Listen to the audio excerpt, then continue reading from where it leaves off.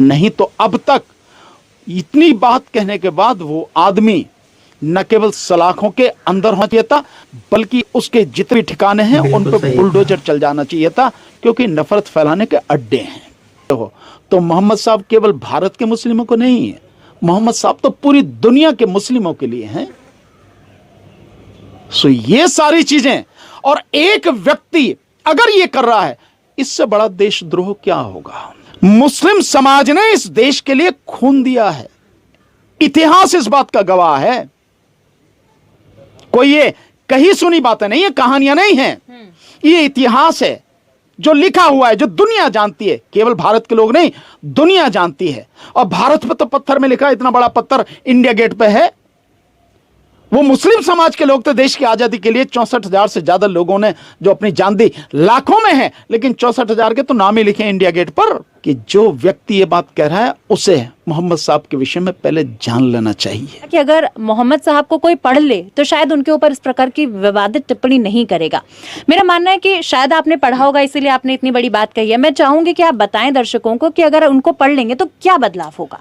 मैं एक दोस्तान मोहतरम, आपने सोशल मीडिया के ऊपर सुना भी होगा, और मैं आपको फिर से एक बार बताने जा रहा हूँ कि हुजूर सल्लल्लाहु ताला अलैहि वसल्लम की शान में जो गुस्ताखी की गई है, जो हुजूर सल्लल्लाहु ताला अलैहि वसल्लम की शान में जो कलिमात बोले गए हैं, जिनसे गुस्ताखी की बू आती है, उनको लेकर के एक एडवोकेट भानु प्रताप हैं, उन्होंने आखिर क्या कहा है और हुजूर सल्लल्लाहु ताला अलैहि वसल्लम की शान किस तरह से उन्होंने बयान की है। आप एक बार इस वीडियो को सुने, इंशाअल्लाह आपको पूरी जानकारी ज़रूर हासिल हो जाएगी। चलिए तो वीडियो को शुरू करते हैं। आपसे गुजारिश है कि आप पूरी वीडियो देख करके जाएं, बीच में छोड़ करके न जाएं, इसलिए कि पूरी वीडियो देखेंगे तो इंशाअल्लाह आपको पूरी जानकारी हासिल हो जाएगी। चलिए तो वीडियो को शुरू करते हैं। नमस्कार, द जनता लाइव में आप सभी का स्वागत है। मैं हूं आपके साथ नलिनी। 28 सितंबर को जब देश भर में हिंदी दिवस मनाया जा रहा था, तो इसी दौरान गाजियाबाद में एक आयोजन रखा गया, जहां यति नरसिंहा राय को भी बुलाया गया, नरसिंहा आनंद को बुलाया गया, और इस दौरान उनसे मंच पर बोलने को, संबोधन करने को कहा गया। जब वो मंच पर पहुंचे तो उन्होंने सबसे पहले अपने संबोधन की शुरुआत इस बात से कही कि अगर कोई रिकॉर्ड नहीं कर रहा है तो इसे रिकॉर्ड जरूर कर लेना। हर साल दशहरे पर रावण, मेघनाथ और कुंभकर्ण का पुतला जलाया जाता है। मैं मानता हूं कि रावण की कुछ गलती थी, मगर मेघनाथ और कुंभकर्ण की तो कोई गलती नहीं थी। दोनों पूरी तरीके से निर्दोष थे। यहाँ तक कि उनमें से एक तो बहुत बड़ा विज्ञानी था और दूसरा बहुत बड़ा चरित्रवान था। अगर जलाना ही है तो इन तीनों के पुतले को ना जलाकर दशहरे पे आप मोहम्मद पैगंबर के पुतले को जलाइए। फिर क्या था, ये टिप्पणी आग की तरह सोशल मीडिया पर फैल गई और अब लगातार नरसिंहानंद के अरेस्ट की बात चल रही है। लगातार लोग इस चीज की मांग कर रहे हैं कि उनको अरेस्ट किया जाए और सोशल मीडिया पर यह ट्रेंड कर रहा है। इसी विषय पर आज हमारे साथ बातचीत करने के लिए सुप्रीम कोर्ट के अधिवक्ता भानु प्रताप जी मौजूद हैं। सबसे पहले सर, आपका बहुत बहुत स्वागत है। सवाल यही है सर कि नरसिंहा आनंद का ये कहना कि रावण, मेघनाथ और कुंभकर्ण के पुतले को ना जलाकर अब जलाना है तो मोहम्मद पैगंबर के पुतले को जलाओ, इस पर आपका क्या कहना है? नहीं, मैं तो ये समझता हूं कि इस देश में जो कोई भी धर्म के आधार पर, जाति के आधार पर नफरत फैलाने में तुला हुआ है, वाकई में ऐसे लोगों को इस देश में या इस धरती पर जिंदा रहने का कोई हक नहीं है, जो केवल और केवल धर्म और जाति के नाम पर नफरत फैला रहे हैं। और दुख इस बात का है कि राज्य सरकारें और केंद्र सरकार लगातार इस तरह के नफरत फैलाने वाले लोगों को किसी भी तरह से कानूनी प्रक्रिया के तहत कोई उनके खिलाफ कार्रवाई नहीं कर रही है, उनके खिलाफ कोई कदम नहीं उठाया जा रहा। तो क्या इसको यह माना जाए कि केंद्र सरकार का और राज्य सरकारों का इनको समर्थन हासिल है? इससे तो लगता ऐसा ही है कि केंद्र में बीजेपी की सरकार है और उत्तर प्रदेश में भी बीजेपी की सरकार है। तो बीजेपी की सरकार ने ऐसे लोग छोड़े हुए हैं जो इस तरह की नफरत फैलाए हैं, जो धर्म के नाम पर नफरत फैलाए हैं। मैं समझता हूं कि जो व्यक्ति ये बात कह रहा है, उसे मोहम्मद साहब के विषय में पहले जान लेना चाहिए, और मोहम्मद साहब के विषय में इस तरह की बात कहना ही सबसे बड़ा आतंकवाद है। जिस आतंकवाद की बात ये करते हैं, ये वो आतंकवाद है जो मोहम्मद साहब के विषय में बिल्कुल इस तरह की सही। बात कहकर फैलाया जा रहा है। जी। और ये देश में धार्मिक हमसे आधार सुनिए पर वीडियो को। दंगा कराने की एक घिनौनी साजिश है, जिसको मैं दावे के साथ कह सकता हूं, मैं पूरे विश्वास के साथ कह सकता हूं कि चुप रहकर केंद्र की सरकार और राज्य की सरकार इसको सपोर्ट कर रही है। वो चाहती हैं कि इस देश में, इस प्रदेश में दंगा हो जाए ताकि उस दंगे का लाभ वो राजनीतिक रूप से ले सकें। नहीं तो अब तक इतनी बात कहने के बाद वो आदमी न केवल सलाखों के अंदर होना चाहिए था, बल्कि उसके जितने ठिकाने हैं उन बिल्कुल पर सही बुलडोजर चल जाना चाहिए था, क्योंकि नफरत फैलाने के अड्डे हैं। ऐसा कुछ नहीं हुआ। तो साफ है कि ये सब एक ही थैली के चट्टे बट्टे हैं। केंद्र में बैठे हुए बीजेपी के लोग हों, चाहे आरएसएस के लोग हों, चाहे राज्य में चलाने वाले बीजेपी की सरकार चलाने वाले लोग हों, सब ये जितने भी फैलाए हुए हैं लोग, जितने भी बाबा टाइप के और ये जो भगवा पहन के जो घूम रहे हैं और इस तरह के नफरती बयान दे रहे हैं विशेषकर मुसलमानों के खिलाफ, ये सारे के सारे लोग इस देश को दंगे की आग में झोंकना चाहते हैं। जी इनके सर, खिलाफ ये पहली बार नहीं है जब नरसिंहानंद ने इस तरीके का बयान दिया है। पहले भी इस प्रकार की विवादित टिप्पणियां करते रहे हैं और सबसे खास बात यह है कि बाकायदा उन्होंने ये चीज कही है ऑन रिकॉर्ड वीडियो में कि अगर कोई रिकॉर्ड नहीं कर रहा है तो उसको रिकॉर्ड कर लें। क्या ये किसी के शह पर किया जा रहा है इस तरीके का काम? अगर ये शह नहीं होती जी, तो इतनी हिम्मत कैसे आ जाती? एक व्यक्ति लगातार ये काम कर रहा है, लगातार ये काम कर रहा है, नफरत फैला रहा है, बिना किसी बात के इस तरह के नफरती बयान लगातार दे रहा है। अगर राज्य सरकार का संरक्षण नहीं होता, केंद्र सरकार का संरक्षण नहीं होता, तो कैसे कर लेता वो? कैसे कर सकता था? कैसे हिम्मत हो जाती उसकी? कहां है कानून?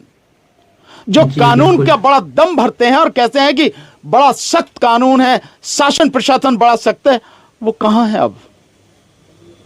क्यों एक भगवाधारी के सामने केंद्र सरकार और राज्य सरकार नपुंसक बनी बैठी हैं? क्यों कोई कार्रवाई नहीं करती हैं? इतने 20 करोड़ की आबादी वाले समाज, और ये तो केवल 20 करोड़ केवल भारत में रहने वाले हमारे मुस्लिम भाई हैं, भाई बहनें हैं, केवल उनके खिलाफ नहीं है, ये तो पूरे देश के मुस्लिम समाज के खिलाफ एक गहन, एक बड़ी घिनौनी साजिश और बड़ा खतरनाक बयान है। अगर मुस्लिम समाज, दुनिया भर के मुस्लिम समाज ने इसका संज्ञान ले लिया तो भारत को बहुत दिक्कत खड़ी हो जाएगी, क्योंकि अरब कंट्रीज के साथ, मुस्लिम देशों के साथ बहुत समय से भारत के बहुत अच्छे संबंध रहे हैं, आज भी हैं। और अगर आप मोहम्मद साहब के खिलाफ ये बात कह रहे हो तो मोहम्मद साहब केवल भारत के मुस्लिमों को नहीं है, मोहम्मद साहब तो पूरी दुनिया के मुस्लिमों के लिए हैं। सो ये सारी चीजें, और एक व्यक्ति अगर ये कर रहा है, इससे बड़ा देशद्रोह क्या होगा? केंद्र सरकार जिसने यूएन चार्टर पर साइन किए हैं, उसमें कुछ नियम हैं, उनका पालन करना है। भारत के संविधान में कुछ नियम है, उनका पालन करना है। क्यों अब तक नहीं कर रहे? ऐसे व्यक्ति को देशद्रोह के मामले में अंदर काल कोठरी में बंद करके उसके खिलाफ कानूनी कार्रवाई क्यों नहीं करनी चाहिए? इस सबूत के बाद तो मैं नहीं समझता कि किसी और सबूत की जरूरत है। इस पर तो सुप्रीम कोर्ट भी चाहे तो सुमोटो एक्शन ले सकती है, हाई कोर्ट चाहे तो सुमोटो एक्शन ले सकती है। संविधान की रक्षा का जो दायित्व है, संविधान की संरक्षा अगर कोई है तो देश की सर्वोच्च अदालत है, सुप्रीम कोर्ट है। और उसे नहीं दिखाई दे रहा कि ये जो स्टेटमेंट है ये कितना खतरनाक स्टेटमेंट है। न केवल राज्य स्तर पर बल्कि राष्ट्र के स्तर पर, अंतर्राष्ट्रीय स्तर पर इसका बहुत बड़ा प्रभाव पड़ सकता है। भारत के करोड़ों लोग, तकरीबन 4 करोड़ लोग भारत के बाहर देशों में रहते हैं, और आज की तारीख में तो यूएई में हैं, दुबई में, अरब कंट्रीज में बहुत बड़ी संख्या में भारत के लोग हैं जो वहां पर बिजनेस कर रहे हैं। सोचिए अगर वो इस आधार पर कार्रवाई करनी उन्होंने शुरू की तो भारत के उन लोगों का क्या हाल होगा? उनका कोई दोष नहीं है, वो जो वहां बिजनेस कर रहे हैं उनका कोई दोष नहीं है, वो जो बच्चे हमारे वहां पढ़ रहे हैं उनका कोई दोष नहीं है, वो जो यहां से मजदूर के रूप में जाके वहां काम कर रहे हैं उनका कोई दोष नहीं है। पर इस तरह की भाषा बोलने वाले व्यक्ति ने उनका बिजनेस, उनकी एजुकेशन, उनका जीवन, उनका रोजगार, उनकी नौकरी सब कुछ दांव पे लगा दी। अब भारत की सरकार, राज्य सरकार, मोदी सरकार, योगी सरकार मुंह पे ताला लगाए बैठी हैं। देश के खिलाफ इतनी बड़ी बात कही गई है, देश के लोगों के खिलाफ इतना बड़ा बयान दिया गया है और सरकार चुप बैठी है। तो यही माना जाएगा कि सरकार कहलवा रही है, सरकार इसमें शामिल है, चाहे तो प्रत्यक्ष रूप से और चाहे परोक्ष रूप से उसकी भागीदारी तो है। नहीं तो यह आदमी अब तक जेल की सलाखों के पीछे होना चाहिए था, राष्ट्रद्रोह के अपमान उसमें अपराध में। ये स्थिति है जी। कभी नबी को लेकर जो है इस प्रकार की टिप्पणियां की जाती हैं, आए दिन हम देखते हैं, कभी प्रॉफिट मोहम्मद को लेकर कहा जाता है, कभी पैगंबर साहब को लेकर कुछ कहा जाता है। सर, इस तरीके से धर्म के आधार पर टिप्पणी करना बार बार, ऐसे में मैं ये जानना चाहूंगी, क्योंकि आप कानून से वाकिफ हैं, अच्छी तरीके से आप अधिवक्ता हैं, तो कानूनी भाषा में मैं आपसे ये जानना चाहूंगी कि ऐसे लोगों के खिलाफ किस प्रकार से कार्यवाही होनी चाहिए? बिल्कुल कार्रवाई हो सकती है जी। ये धार्मिक नफरत फैलाई जा रही है, इससे देश का माहौल बिगड़ सकता है। तो आईपीसी में बाकायदा प्रोविजन है, आईपीसी के अंतर्गत प्रोविजन है, सीआरपीसी के अंतर्गत किस तरह की कार्रवाई सारी होनी चाहिए, सब कुछ है। ये सब कुछ किया जा सकता है और कर देना चाहिए था, सुमोटो एक्शन लेना चाहिए था जी। मुख्यमंत्री जो एक योगी हैं, अपने आप को योगी कहते हैं, एक मठ के मठाधीश भी हैं, मुख्यमंत्री हैं, कानून और व्यवस्था की बात करते हैं। इससे भयानक स्थिति क्या होगी कानून और व्यवस्था की? क्या मुख्यमंत्री चाहते हैं कि इसी तरह की नफरत फैलाने वाला कोई हो और देश में नफरत फैले? हालांकि मुख्यमंत्री खुद भी इस तरह के जो बयान देते हैं कि बटेंगे तो कटेंगे, तो किससे बट रहे हो, किससे कट रहे हो, कौन काटेगा तुम्हें? कानून व्यवस्था का भी काफी हवाला दिया जाता है। हवाला दिया जाता है कि उत्तर प्रदेश में कानून व्यवस्था बहुत बढ़िया है। कानून व्यवस्था है कि एक व्यक्ति भगवा चोले में, मतलब सरे में एक गुंडे की भाषा बोल रहा है, देश आग लगाने की बात कर रहा है, माहौल पैदा कर रहा है कि देश केवल ना केवल देश के स्तर पर बल्कि अंतर्राष्ट्रीय स्तर पर देश की छवि को धूल धूसरित कर रहा है, देश के खिलाफ माहौल खड़ा कर रहा है। अगर सभी मुस्लिम देश इसके खिलाफ हो गए तो मैं समझता हूं, उन्होंने अगर कह दिया कि भारत को तेल ही नहीं देंगे तो सब ये तेल पे लाना बंद हो जाएगा। रशिया कहां तक देगा? इतना बड़ा है और अरब कंट्रीज के साथ में हमारा बहुत बड़ा व्यापार है, कितना आयात निर्यात उनसे होता है। यहां ये लुल्लू मॉल वगैरह करके जो है, ये अरब कंट्रीज से ही वो व्यक्ति है जितने खोला पूरे देश में, जो चैन खोली है लुल्लू मॉल वगैरह की, इनसे इतना बड़ा व्यापार भी आता है। और उत्तर प्रदेश की सरकार ने तो जब उत्तर प्रदेश लखनऊ में लुल्लू मॉल खोला था, इसके खिलाफ बीजेपी वालों ने, आरएसएस वालों ने बदतमीजी की थी, तो खुद उत्तर प्रदेश की सरकार ने, मुख्यमंत्री ने उनके खिलाफ एक्शन लिया था। तो इसका महत्व समझ सकते कि सरकार के लिए क्या महत्व है उसका। इन सभी चीजों पर असर पड़ेगा, क्योंकि धर्म के लिए अगर तुम कहते हो तो धर्म की रक्षा करने वाले, अपने अपने धर्म की रक्षा करने वाले, अपने धर्म को मानने वाले और उसके लिए अपनी जान तक देने और लेने वाले लोगों की भी कमी नहीं है, हर धर्म में है। अंतर्राष्ट्रीय स्तर की सर आपने बात की, अभी कुछ साल पहले ही देखा गया था कि नुपुर शर्मा जो कि बीजेपी की नेता थी, उनकी तरफ से एक ऐसी ही विवादित टिप्पणी की गई थी जिसके बाद गल्फ कंट्रीज ने इंडिया को बॉयकॉट करना शुरू कर दिया। तो उसके बाद भी ये जो टिप्पणियों का सिलसिला है लगातार रुक ही नहीं रहा है। क्या सरकार इससे बेखबर है क्या? नहीं, सरकार बेखबर नहीं है, सरकार को सारी जानकारी है। नुपुर शर्मा की जो टिप्पणी थी निश्चित रूप से बहुत गंदी थी, बहुत गलत थी, पर ये तो सारी सीमाओं को पार करे। आप मोहम्मद साहब को जलाने की बात कर रहे हो कि मोहम्मद साहब को जलाना चाहिए, मोहम्मद साहब का पुतला जलाना चाहिए। आप समझ रहे हैं कि क्या कर रहे हैं? मुस्लिम समाज के लोगों की भावनाओं को आप पूरी तरह से तार तार कर रहे हैं।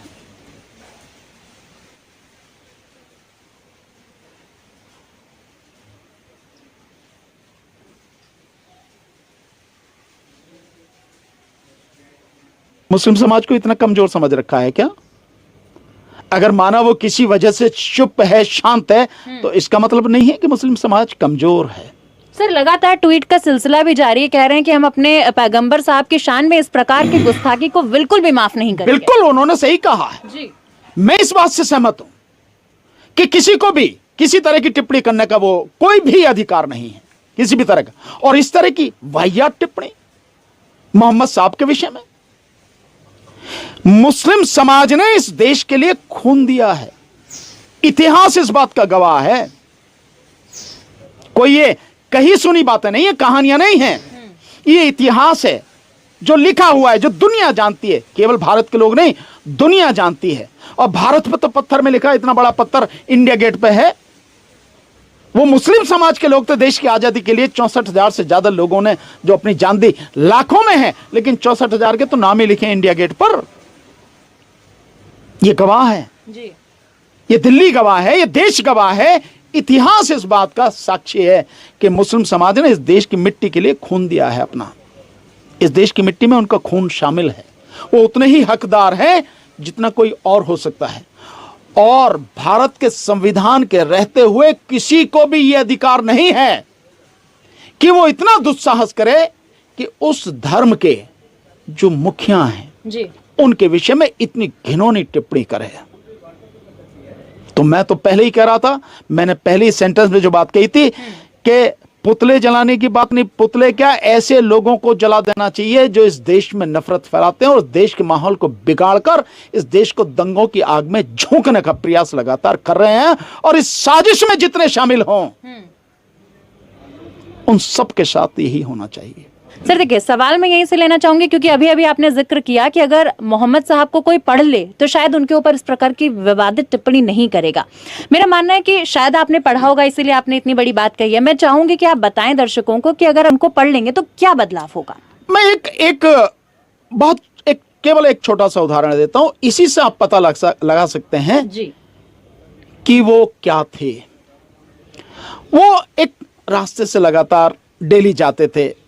अब मुझे एग्जैक्ट ये नहीं मालूम कि वो नमाज अदा करने के लिए जाते थे या किस लिए जाते थे। जी। तो एक गरीब महिला थी, वो उन्हें पसंद नहीं करती थी, तो वो जब मोहम्मद साहब उधर से निकलते थे, बताया जाता कि उनके ऊपर कूड़ा फेंकते थे। एक दिन जब मोहम्मद साहब जा रहे थे उस रास्ते से, तो कूड़ा नहीं उनके ऊपर गिरा, और वो कूड़ा जब फेंकती थी तो मोहम्मद साहब कुछ नहीं बोलते थे, कुछ भी, चुप चले जाते थे, कपड़े झाड़े और चले गए। तो जब एक दिन कूड़ा नहीं डाला गया तो उन्हें, यार आज क्या हुआ, तो वो उस महिला के विषय में उन्होंने पता किया, पूछा, उसके पूछते पूछते उसके घर पहुंचे, पता लगी कि महिला बीमार थी। वो महिला जो कूड़ा डालती थी डेली, महिला बीमार थी। वो गए वहां, उसका देखा, उसकी जो है सेवा वगैरह उन्होंने करनी शुरू करी, उसका इलाज वगैरह कराने की उन्होंने व्यवस्था करी, सारी बात। तो वो कहती है महिला कि मैं तो हमेशा आपके ऊपर कूड़ा डालती थी, लेकिन आप मुझे देखने आए हैं, मेरे इलाज की व्यवस्था करा रहे हैं, मुझे क्षमा कर देना। तो उन्होंने कहा नहीं, ऐसी कोई ये क्षमा करने की बात नहीं, तुम्हें जब तक जानकारी नहीं थी तुमने इस तरह से किया, आज जानकारी होने के बाद तुम ऐसा नहीं करो। तो जो व्यक्ति, यही बात अगर मैं कहूं, इसको अगर थोड़ा सा ऐसे जोड़ के देखें, भगवान बुद्ध के समय की बात है। भगवान बुद्ध जब एक वाटिका में बैठे थे और वहां लोगों को जो है धम्म का ज्ञान देते थे, गौर से सुने आप लोग। तो वहां एक व्यक्ति बात कर रहे हैं, ब्राह्मण समाज से थे, उनके परिवार के लगभग सभी लोग, उनके बेटे बेटियां, पत्नी, वो सब भी बुद्ध की शिक्षाओं से प्रेरित होकर बुद्ध के साथ जाने लगे। अब कहने लगा, यार ये तो मेरा पूरा परिवार ही चला गया। तो वो बहुत गुस्से में थे, बहुत नाराज थे, और नाराज होते हुए गुस्से में वो वहां पहुंचे और गाली देते हुए, भगवान बुद्ध को गाली देते हुए चले। तो भगवान बुद्ध, वो गाली दे रहे थे और भगवान बुद्ध मुस्कुरा रहे थे। जब वो पास में आ गए तो भगवान बुद्ध ने कहा, बाबा बहुत नाराज लगते हो जी। तो वो व्यक्ति एकदम ठिठका कि यार मैं गाली दे रहा हूँ, ये कह रहा है बाबा बहुत नाराज लगते हो, हाँ बात क्या है। तो उन्होंने बताई। तो भगवान बुद्ध ने कहा कि बाबा एक बात बताओ कि अगर कोई व्यक्ति किसी के पास कोई उपहार लेकर जाता है और वो उपहार जिसके लिए लेके गया तो वो ना ले तो वो उपहार किसके पास रहेगा? तो कहता है कैसा नादान व्यक्ति है, इतनी सी बात नहीं जानता। अबे वो तो उसी के पास रहेगा जो लेके जा रहा है जी। तो भगवान बुद्ध मुस्कुराते हुए कहते हैं, तो बाबा हमें आपकी गालियां नहीं चाहिए, ये गालियां आप अपने पास रखो। ये होता है मानवता, ये होती है संतों की परंपरा, संतों का व्यवहार, उनका आचरण, कि कोई कितना भी बुरा करे फिर भी उसका बुरा नहीं करना, उसका भला ही चाहना। और उसके बाद वो व्यक्ति खुद भी भगवान बुद्ध की शरण में आ गया और दीक्षा लेने लगा। तो मोहम्मद साहब के विषय में ये जो कहानी है, अगर हम जानना चाहें, समझना चाहें, तो मैं समझता हूं इतना ही काफी है समझने के लिए। कहते हैं ना, समझदार को इशारा काफी है। और फिर भी मैं कह सकता हूं दावे के साथ, ये तो एक छोटा सा उदाहरण है, मैंने भी बहुत ज्यादा नहीं पढ़ा है, पर मैं दावे के साथ कह सकता हूं कि अगर उन्हें अच्छी तरह से पढ़ लिया जाए, उन्हें अच्छी तरह से समझ लिया जाए जी। तो कोई मुंह से ये शब्द नहीं निकालेगा जो निकाले गए हैं। पर एक घृणा में, नफरत में आकंठ डूबा हुआ व्यक्ति, जिसका मकसद ही केवल नफरत फैलाना और देश में धर्म के नाम पे लोगों को लड़ाना, वो और क्या कह सकता है और क्या कर सकता है? जी। वो यही करेगा। जैसे मैं आपको बताता हूं, बाबा साहब डॉक्टर भीमराव अंबेडकर जी के विषय में लोग बड़े उल्टी सीधी बातें करते हैं, पर जिसने भी बाबा साहब डॉक्टर अंबेडकर को पढ़ लिया और समझ लिया, वो कभी उनके विषय में गलत नहीं कहता। कितने ही लोग हैं पढ़े, जिन्होंने पढ़ा, आप उनसे पूछ लीजिए, पता लग जाएगी।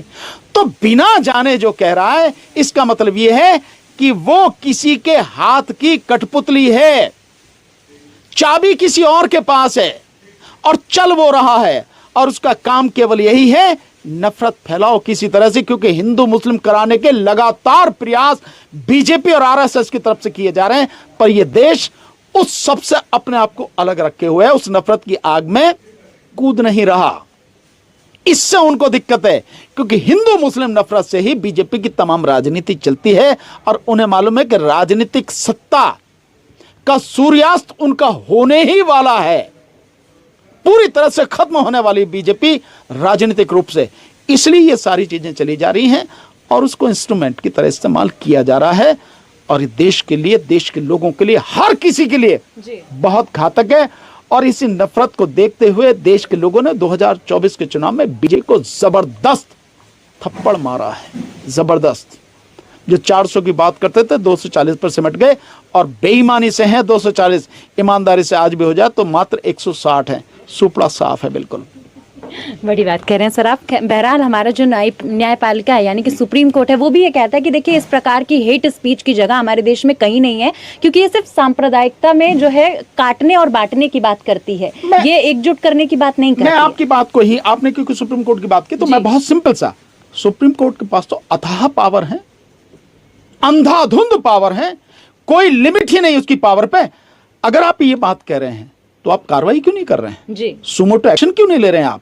सरकार नहीं कर सकती, आप समझ रहे हैं इस बात को, क्योंकि उन्हीं की सरकार है, वो नफरत फैलाना चाहते हैं। पर तुम तो कोई सरकार नहीं हो ना, तुम तो किसी सरकार के एजेंट नहीं हो ना, तुम तो किसी सरकार के लिए काम नहीं कर रहे हो ना, तुम तो संविधान को बचाने के लिए काम कर रहे हो, संविधान के संरक्षक हो। संविधान ने इसीलिए तुम्हें सारी पावर दी है कि अगर सरकार कुछ गलत भी करे तो तुम उसको कंट्रोल में रखो, ठीक करो।